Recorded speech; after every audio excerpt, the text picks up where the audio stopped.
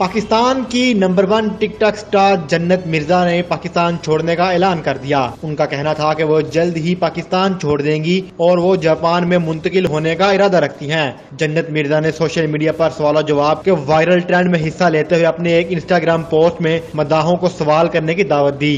इस ट्रेंड में शामिल होते हुए जन्नत मिर्जा के मदाहों ने अपनी पसंदीदा टिकटॉकर से मुख्तलिफ सवाल किए, जिसके उन्होंने मुनफरिद जवाब दिए।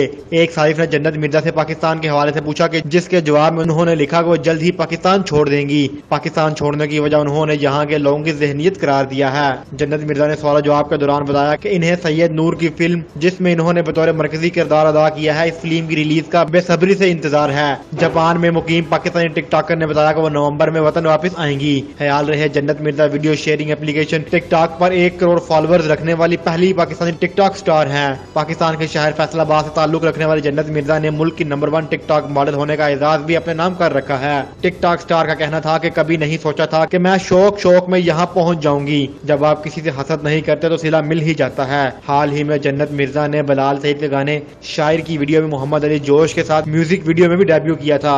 ये खबरें भी ज़ेर गर्दिश हैं कि मारूफ पाकिस्तानी फिल्म साज सैयद नूर में पंजाबी फिल्म सिनेमा की बहाली में किरदार अदा करते हुए जल्द एक नई फिल्म शायकीन के लिए पेश करेंगी, जिसकी हीरोइन का किरदार टिकटॉक स्टार जन्नत मिर्जा अदा करेंगी।